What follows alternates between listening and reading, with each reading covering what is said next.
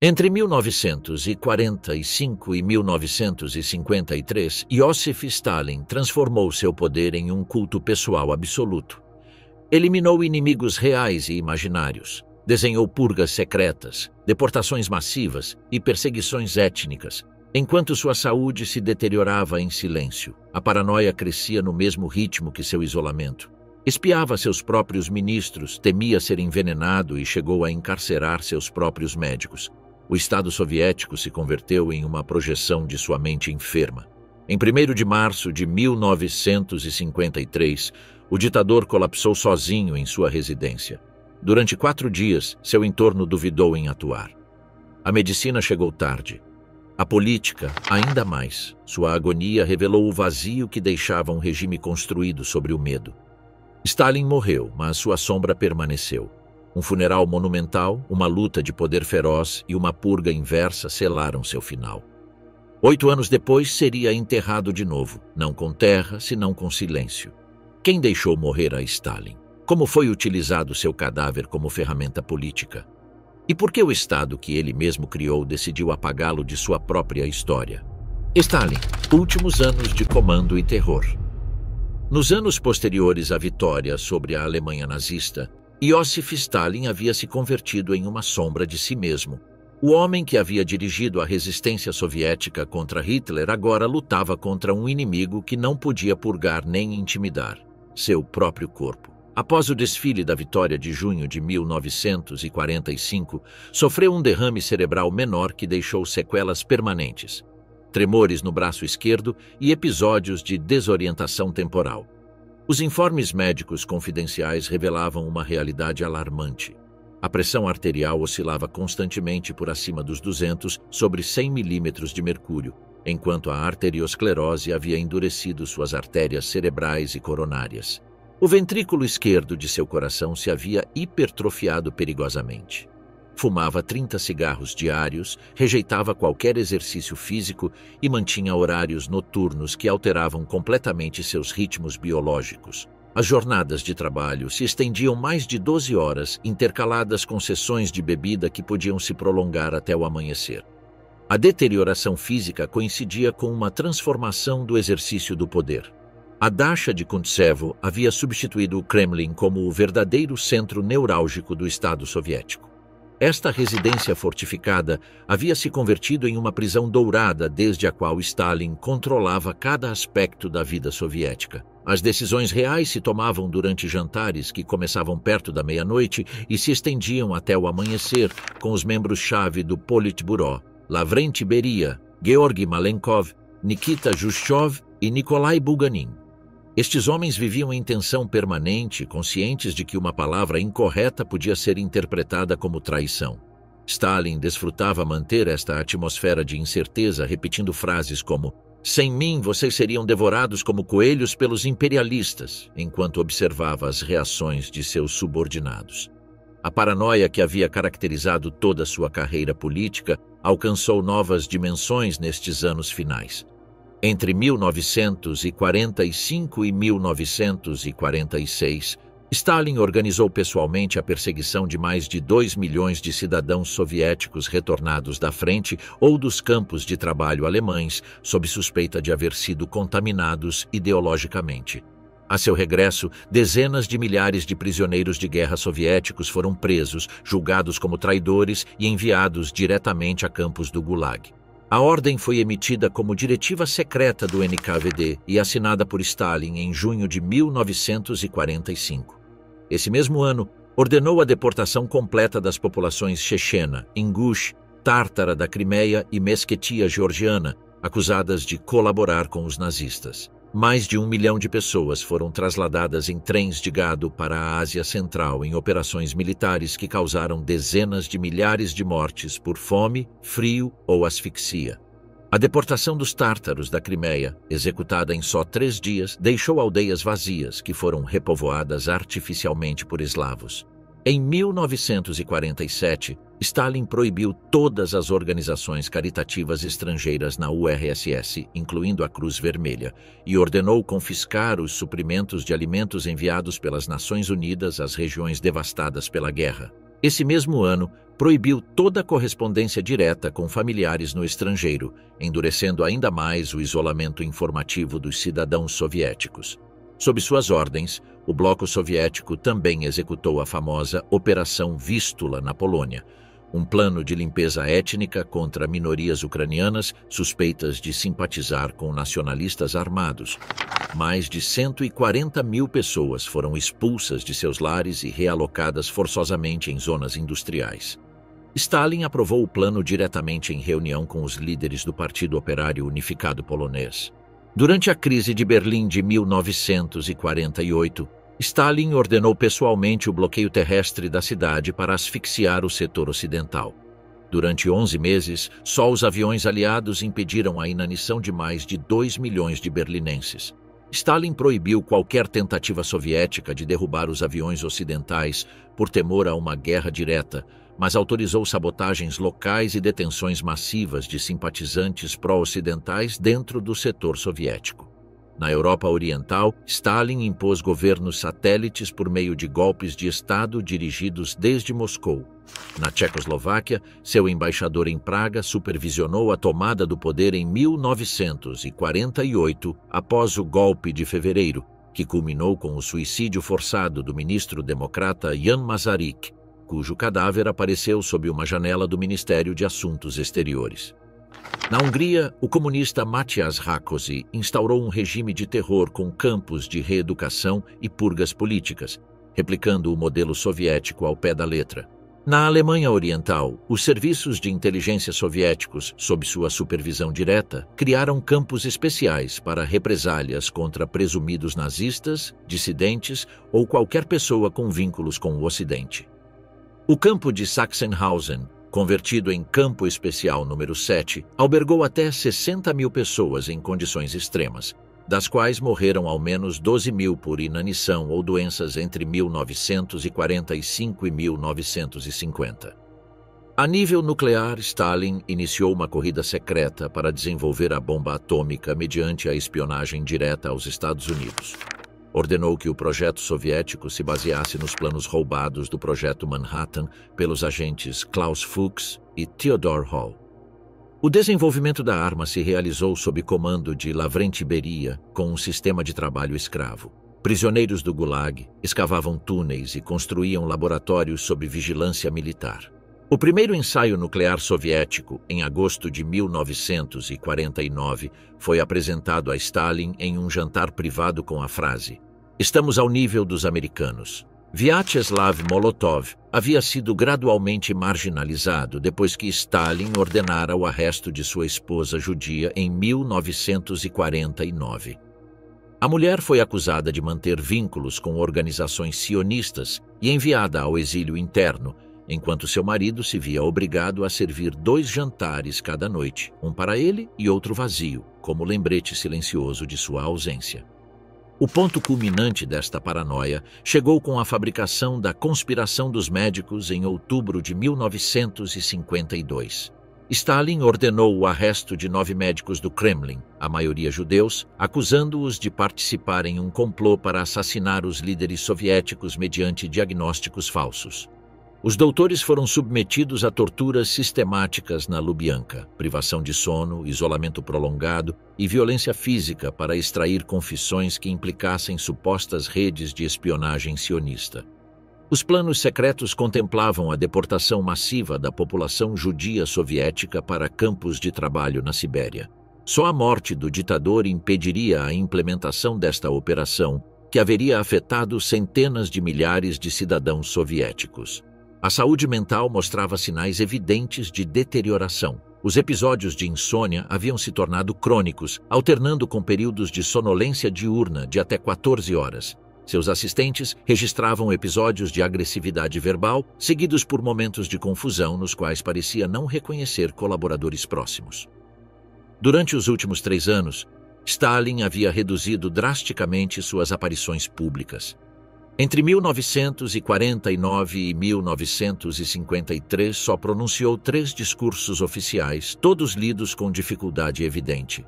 Sua última obra teórica, Problemas Econômicos do Socialismo na URSS, publicada em 1952, mostrava incoerência argumentativa que contrastava com a claridade de seus escritos anteriores. O homem que havia dirigido a industrialização soviética e a vitória na guerra mundial mais devastadora se encontrava prisioneiro de um sistema desenhado para ser absolutamente dependente de sua vontade pessoal. O desgaste da cordura. Stalin contra sua própria sombra.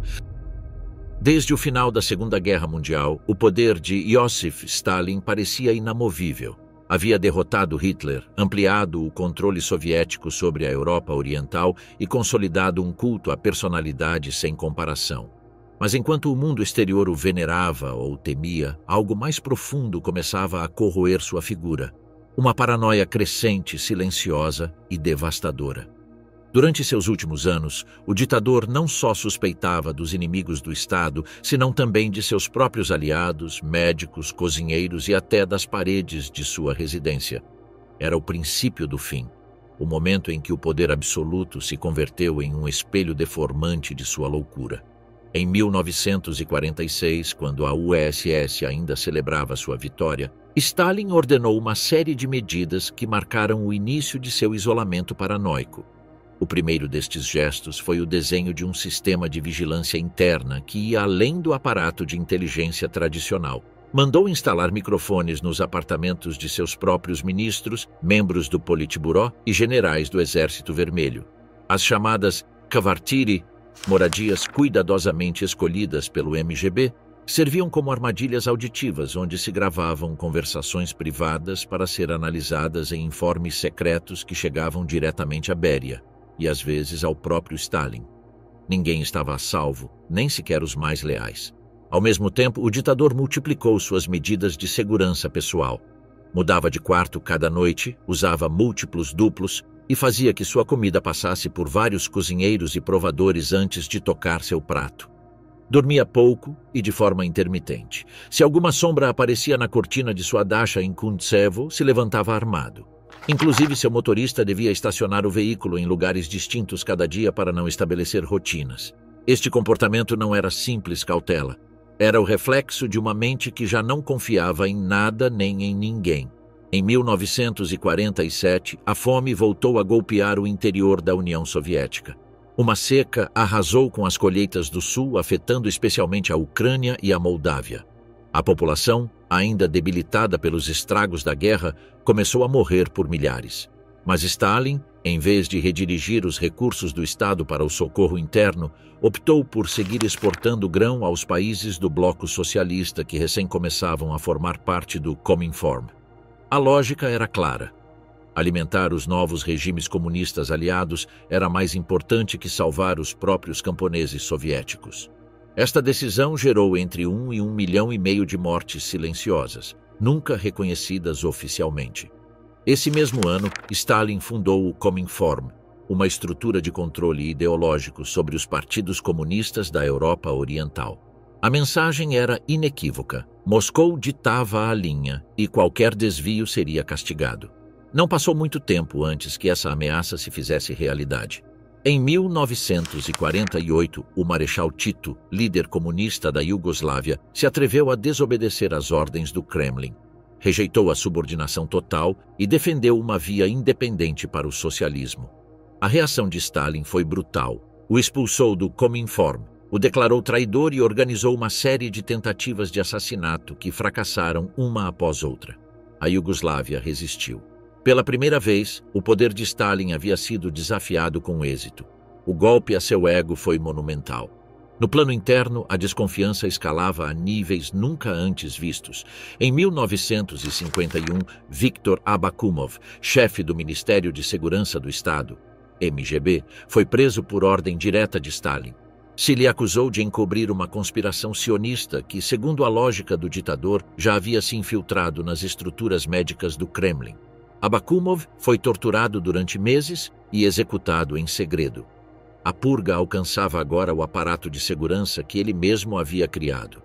Foi um aviso para todos, nem os guardiões estavam seguros. Esse mesmo ano, Stalin proibiu qualquer menção oficial a seu estado de saúde. Médicos, assistentes e inclusive secretários pessoais tinham proibido sugerir que o líder supremo pudesse estar doente. As receitas médicas eram censuradas e os históricos clínicos destruídos. Aos médicos que se atreviam a advertir sobre sua pressão arterial ou sua insuficiência cardíaca se lhes abria uma pasta de vigilância. O silêncio era lei e o medo, seu executor. A cúspide do delírio chegou em 1952 com a chamada Conspiração dos Médicos.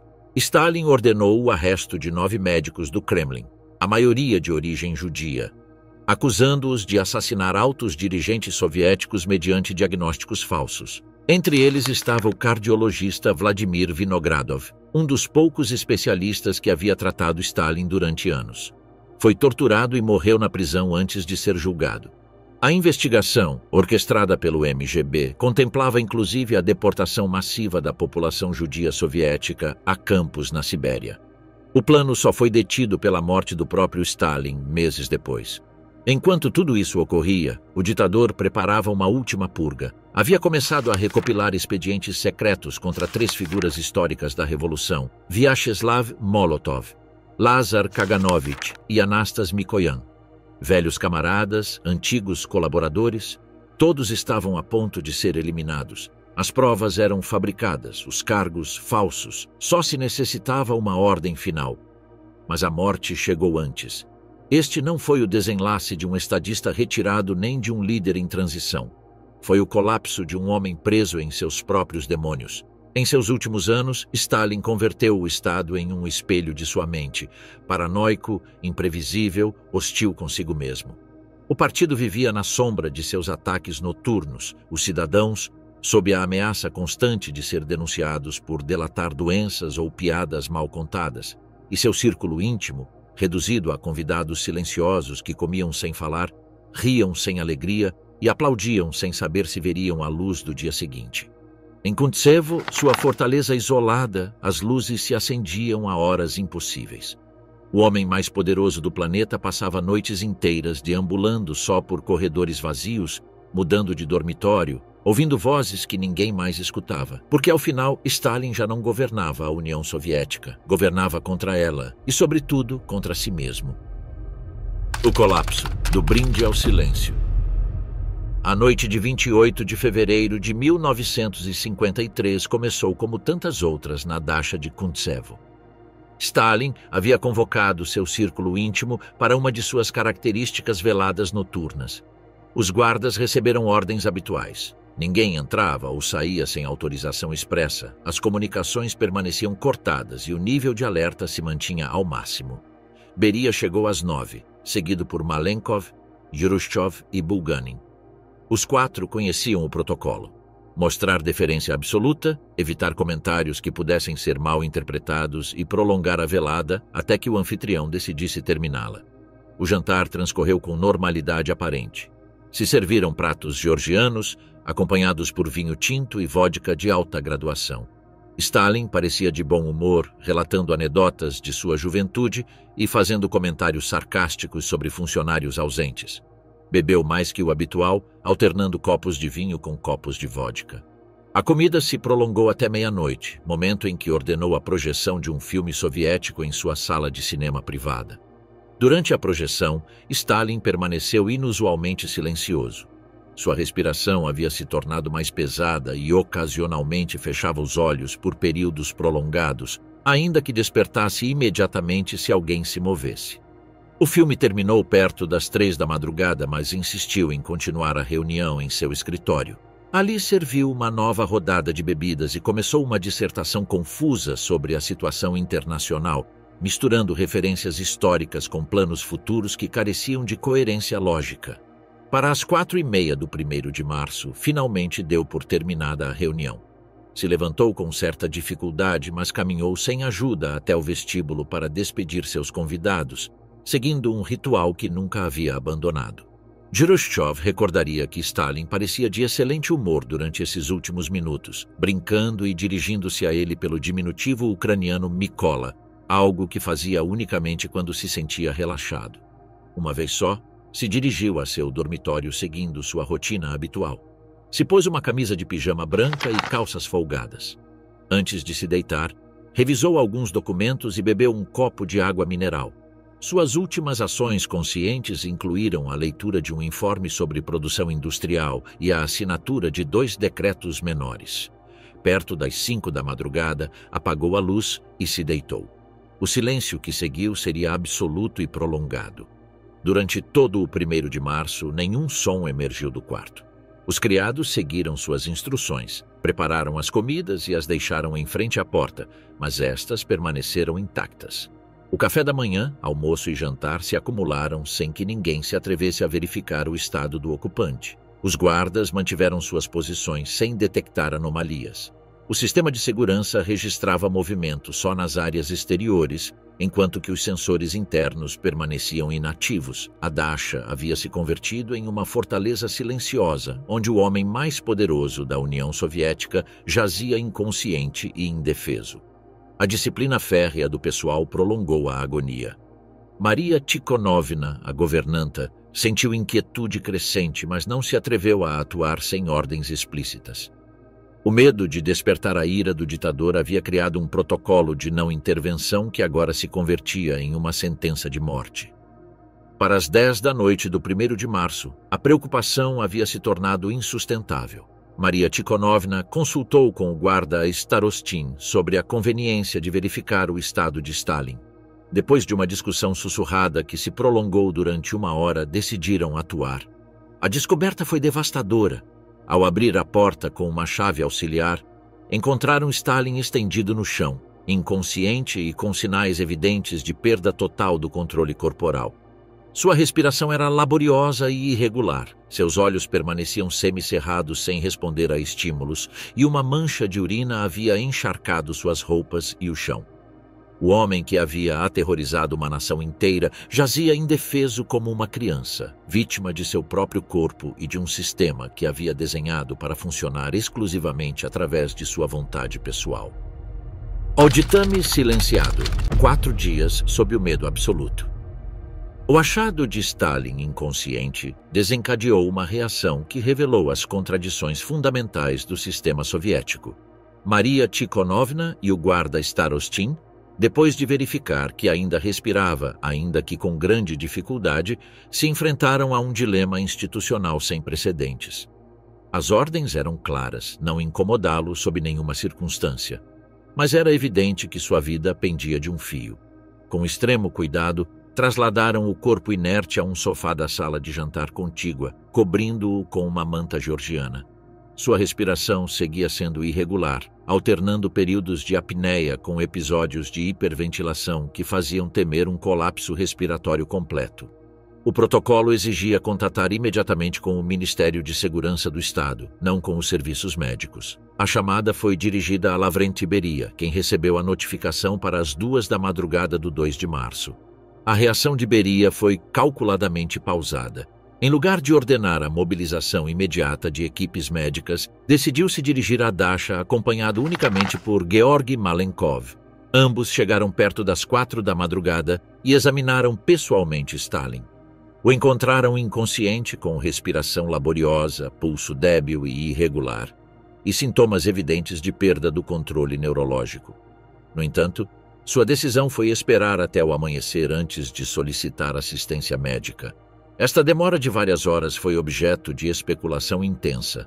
Alguns testemunhos sugerem que Beria e Malenkov temiam as consequências de atuar precipitadamente se Stalin conseguisse se recuperar. Outros apontam a cálculos políticos, a possibilidade de que a incapacitação do ditador oferecesse uma oportunidade única para reorganizar a estrutura de poder soviética. Quando finalmente se autorizou a intervenção médica, surgiu um problema adicional. A maioria dos especialistas mais competentes havia sido presa como parte da conspiração dos médicos. Os facultativos disponíveis eram profissionais de segunda linha, muitos aterrorizados pela possibilidade de ser acusados de negligência se Stalin não se recuperasse. A equipe médica que chegou a Kuntsevo estava composta pelo Dr. Lukomsky, o Dr. Vasilenko e 3 clínicos gerais, cuja experiência em neurologia de emergência era limitada. O exame inicial revelou um quadro clínico devastador. pressão arterial de 210 sobre 120 milímetros de mercúrio, pulso de 72 a 78 batimentos por minuto, hemiplegia completa do lado direito, anisocoria marcada com a pupila esquerda dilatada e fixa, respiração de Cheyne-Stokes, ausência de reflexos e incontinência completa. O diagnóstico foi inequívoco: hemorragia cerebral massiva com prognóstico irreversível. Os tratamentos refletiram as limitações da medicina soviética de 1953 e o terror dos médicos a ser culpabilizados. Se colocaram 8 sanguessugas atrás das orelhas e no pescoço, seguindo uma prática tradicional para reduzir a pressão intracraniana. Se administraram medicamentos hipotensores por via retal, dado que havia perdido a capacidade de deglutição.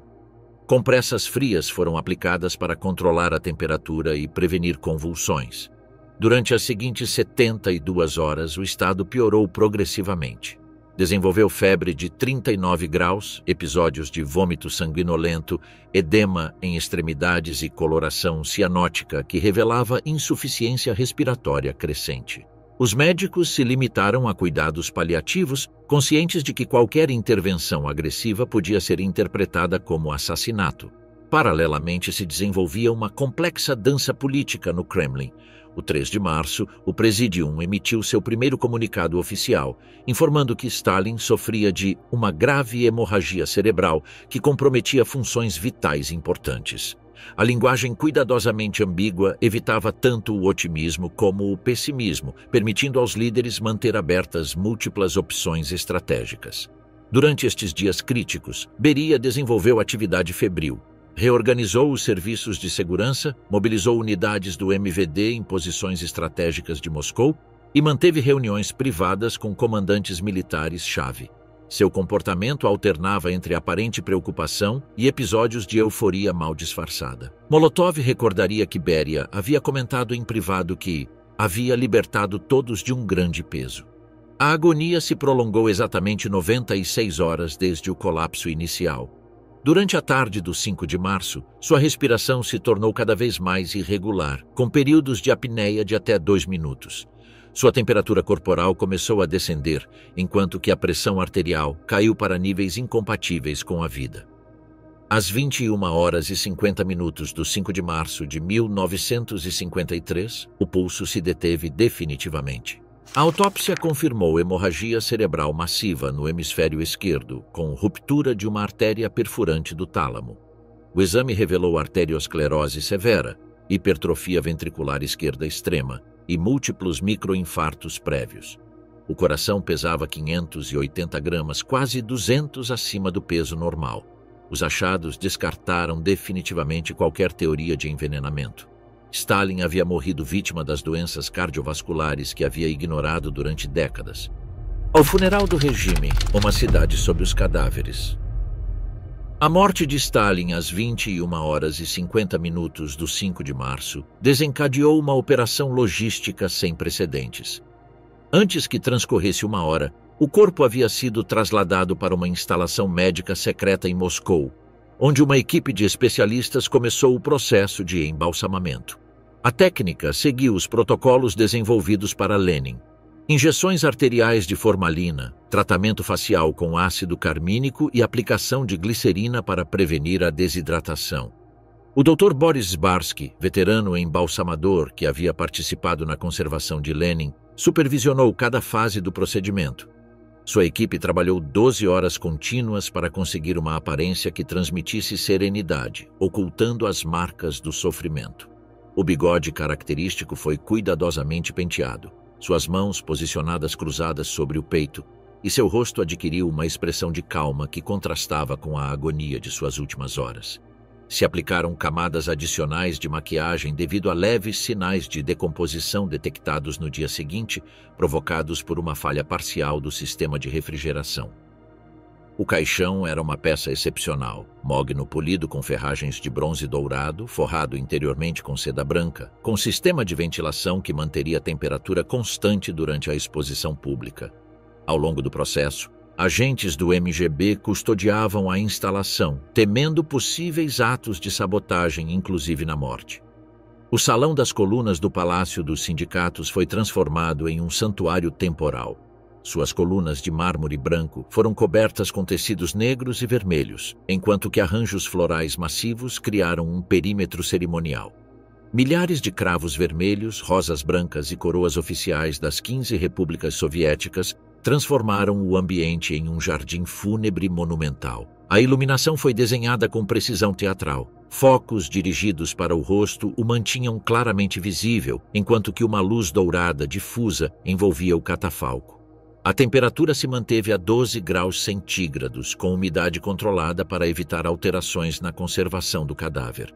4 guardas do Exército Vermelho se posicionaram nas esquinas, revezando-se cada 30 minutos em cerimônia silenciosa de precisão militar. Desde a manhã do 6 até a noite do 9 de março, uma procissão humana interminável desfilou pelo salão. As autoridades calcularam que mais de 1 milhão de pessoas participaram na homenagem, criando filas que se estendiam por quilômetros. O dispositivo de segurança incluiu mais de 5.000 efetivos distribuídos em círculos concêntricos. A gestão das multidões revelou contradições do sistema stalinista, inclusive na morte do ditador. As autoridades haviam subestimado a resposta popular, criando engarrafamentos humanos letais. O 7 de março, uma avalanche na interseção de Trubnaya e Kuznetsky Most produziu uma tragédia considerável. As tropas fecharam várias artérias simultaneamente, criando um efeito funil que concentrou milhares em um espaço insuficiente. As condições meteorológicas agravaram a situação. Temperaturas de 8 graus abaixo de zero, neve intermitente e ventos de 40 km por hora converteram a espera em uma prova de resistência física. Quando a pressão se tornou insustentável, centenas caíram e foram esmagadas por quem as seguia, incapazes de se deter devido à pressão exercida desde atrás. Os informes oficiais minimizaram a magnitude, mencionaram 109 vítimas por acidente, mas documentos desclassificados revelaram cifras superiores. Ao menos 1.500 pessoas morreram durante os 3 dias de exposição. Os corpos foram retirados discretamente, transportados em caminhões militares para hospitais próximos e registrados como mortes por causas naturais. Testemunhos internos do MGB indicaram que se modificaram certificados de óbito para encobrir a tragédia. Em paralelo, as autoridades soviéticas ativaram protocolos de propaganda internacional. Se enviaram comunicados às embaixadas estrangeiras em Moscou, com versões cuidadosamente redigidas das homenagens. A China decretou 3 dias de luto nacional. A Coreia do Norte e o Vietnã publicaram editoriais que qualificavam Stalin como guia eterno do socialismo. No Ocidente, as reações foram mistas. Churchill ofereceu condolências diplomáticas, ainda que admitisse em privado que o mundo talvez tenha ganhado uma oportunidade para respirar. O 9 de março, a cerimônia oficial alcançou seu clímax com uma procissão que combinou elementos de liturgia ortodoxa, ritual militar e teatralidade política. O féretro foi montado sobre um carro de artilharia puxado por 4 cavalos negros prussianos. Uma escolta de 200 oficiais formou um corredor desde o palácio até a Praça Vermelha, enquanto que tanques T-34 avançavam em formação paralela. O silêncio era quase absoluto. Só se escutava o passo rítmico das botas sobre os paralelepípedos gelados e o eco dos motores dos tanques. A sequência de discursos foi cuidadosamente coreografada. Georgy Malenkov abriu com um discurso de 10 minutos que enfatizou a continuidade institucional, usando um tom medido que evitava referências emocionais excessivas. Lavrenti Beria seguiu com uma intervenção de 12 minutos de registro emocional intenso, referindo-se a Stalin como o pai vigilante da nação, refletindo sua estratégia para se posicionar como herdeiro do culto personalista. Nikita Khrushchev representou o Comitê Central com um discurso de 8 minutos que citou textos teóricos de Stalin, usando um enfoque acadêmico que lhe permitiu manter um perfil baixo enquanto avaliava as dinâmicas emergentes. Vyacheslav Molotov fechou com 5 minutos dirigidos a delegações estrangeiras, enfatizando a continuidade da política exterior soviética. A cerimônia concluiu com a descida do féretro para o mausoléu de Lenin, remodelado para acomodar 2 sarcófagos. Stalin foi colocado à direita de Lenin em uma urna de cristal com um controle climático independente. As paredes foram revestidas com mármore negro veteado em ouro, enquanto que inscrições em cirílico dourado identificavam ambos os líderes como fundadores do Estado Soviético. A remodelação do mausoléu havia sido executada em menos de 36 horas. Se retiraram temporariamente os restos de Lenin, se reformou o nível inferior e se instalou uma câmara com refrigeração autônoma, sensores de umidade e um sistema de iluminação subterrâneo que mantinha a visibilidade constante do corpo. O 10 de março se reabriu o mausoléu ao público. Durante os 8 anos seguintes, mais de 10 milhões de pessoas visitariam a tumba compartilhada, convertendo o espaço em um lugar de peregrinação secular. O culto a Stalin continuou em forma petrificada, congelado em cristal, sustentado pela inércia do aparato propagandístico. A propaganda soviética produziu mais de 500 mil postais comemorativos, distribuídos por todo o país, mostrando Stalin rodeado de flores em um estado de paz artificial. Esta associação simbólica com Lenin seria um dos elementos mais difíceis de desmantelar durante o processo de desestalinização que começaria 3 anos depois. A morte física do ditador não significou o fim de sua presença. Sua imagem, seu corpo e seu legado foram conservados como ferramenta de controle político, inclusive desde o além. Desestalinização, apagar o homem de aço. A consolidação do poder por parte de Nikita Khrushchev apresentou um dilema fundamental: como legitimar sua liderança sem questionar os fundamentos do sistema que o havia elevado à posição suprema. A solução foi uma estratégia de desestalinização controlada que preservasse a essência do regime soviético enquanto eliminava os elementos mais extremos do culto pessoal. Este processo alcançaria seu momento culminante com um discurso que mudaria para sempre a percepção de Stalin. 25 de fevereiro de 1956, na sessão fechada do 20º Congresso do Partido Comunista, Khrushchev pronunciou o que se conheceria como o discurso secreto. A sessão se celebrou no Palácio de Congressos, ante uma audiência exclusivamente composta por delegados do partido, sem presença de meios, diplomatas estrangeiros ou gravações oficiais.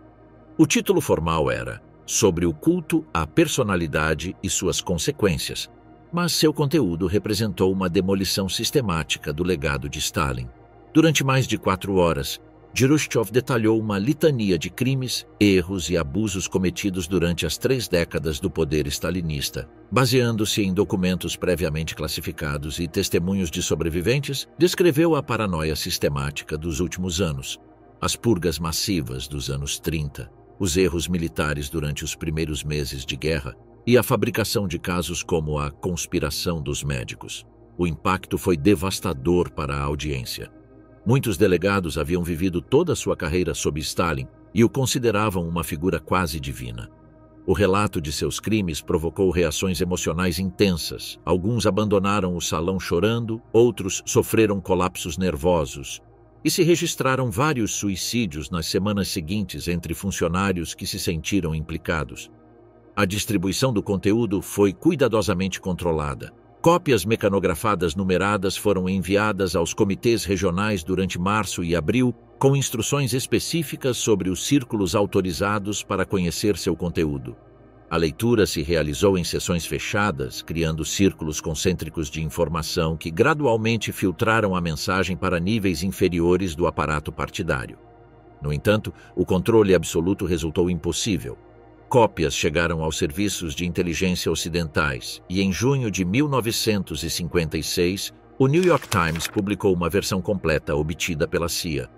Esta filtração teve consequências imediatas tanto dentro do bloco soviético como nos partidos comunistas ocidentais, muitos dos quais entraram em crise profundas ao se ver obrigados a reavaliar décadas de lealdade cega a Stalin.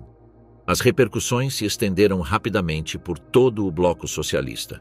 Na Polônia, as revelações alimentaram movimentos de protesto que culminaram nos distúrbios de Poznań em junho de 1956. Na Hungria, a desestalinização contribuiu ao clima de liberalização que desembocaria na Revolução de Outubro, brutalmente reprimida pelas tropas soviéticas. Na China, Mao interpretou o discurso como uma traição aos princípios do socialismo, iniciando o distanciamento que levaria à ruptura sino-soviética. O processo de eliminação simbólica de Stalin do espaço público se acelerou depois do discurso secreto. A operação mais visível foi a mudança de nome de cidades, ruas, fábricas e instituições rebatizadas em sua honra. Stalingrado, a cidade que havia resistido heroicamente ao assédio nazista, foi renomeada como Volgogrado em novembro de 1961, retomando sua designação geográfica histórica baseada no rio Volga. A decisão sobre Stalingrado ilustrou as complexidades políticas da desestalinização. A cidade havia adquirido significado mítico como símbolo da resistência soviética e a vitória sobre o fascismo. Mudar seu nome implicava o risco de ofender tanto os veteranos como a população geral, que associava o nome com o heroísmo mais que com a repressão.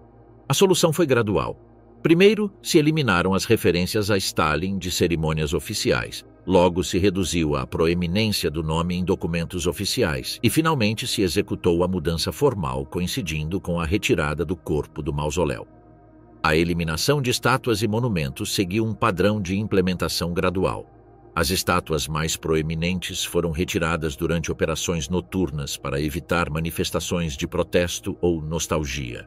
Em Moscou, a estátua equestre em frente ao Kremlin foi desmontada em 1958 durante uma operação que requereu o fechamento de várias ruas e equipes especializados em demolição.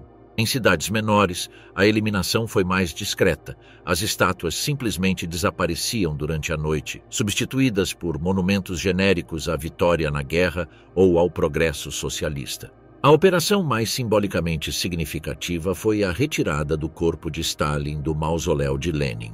A decisão foi adotada durante o 22º Congresso do Partido em outubro de 1961, como culminação de 5 anos de erosão gradual do culto stalinista.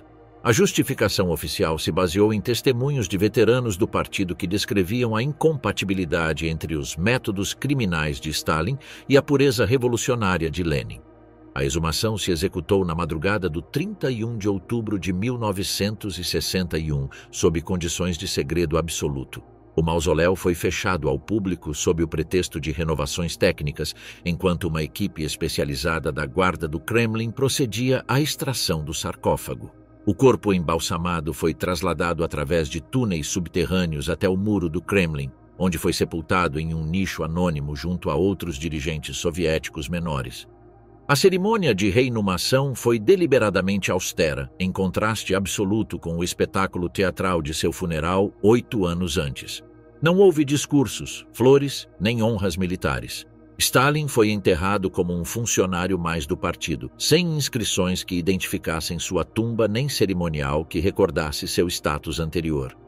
A única concessão a seu rango histórico foi a presença de alguns membros do Presídium, que observaram em silêncio a descida do caixão para sua ubicação final. O mausoléu foi reaberto 2 dias depois, restaurado à sua função original como santuário exclusivo de Lenin. As inscrições que mencionavam Stalin foram eliminadas, o interior redesenhado para acomodar unicamente um sarcófago e a iconografia modificada para apagar qualquer rastro de sua presença. Para os visitantes que chegaram o 2 de novembro de 1961, era como se Stalin nunca tivesse estado ali. A eliminação da presença física se acompanhou de uma revisão sistemática da historiografia oficial.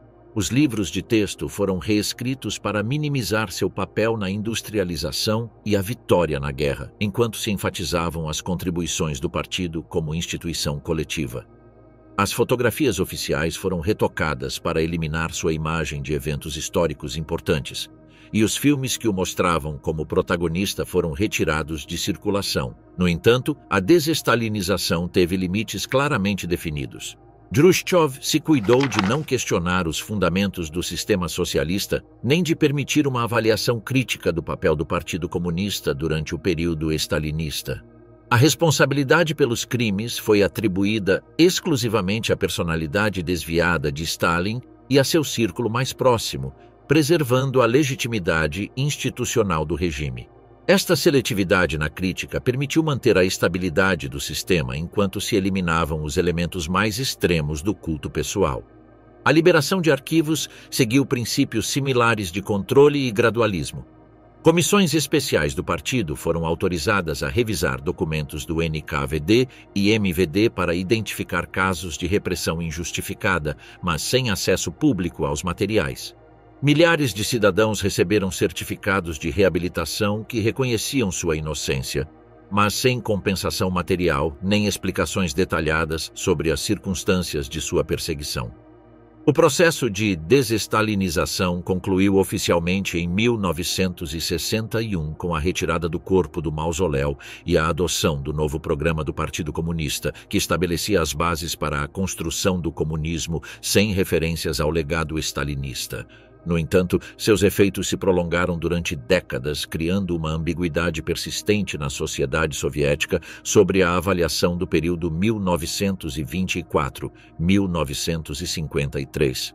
Para 1961, Stalin havia sido efetivamente apagado do paisagem simbólico da União Soviética. Suas estátuas haviam desaparecido.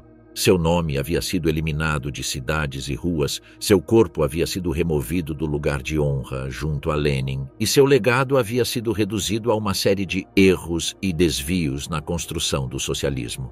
O homem que havia dominado absolutamente o país mais extenso do mundo durante 3 décadas havia sido convertido em uma figura incômoda cuja memória se preservava unicamente nas cicatrizes que havia deixado na sociedade soviética. A morte brutal de Stalin havia requerido 5 dias de agonia médica, mas sua morte política e simbólica se estendeu durante 8 anos de desestalinização sistemática. Ao final, o ditador que havia temido ser esquecido ou ocultado por seus sucessores viu cumpridos seus piores pesadelos. Foi apagado da história oficial da revolução que havia dirigido, eliminado do panteão de heróis socialistas que havia contribuído a criar, e reduzido a uma nota ao pé na narrativa épica da construção do comunismo soviético. Sua brutal morte física havia sido só o primeiro ato de uma destruição póstuma, muito mais completa e definitiva.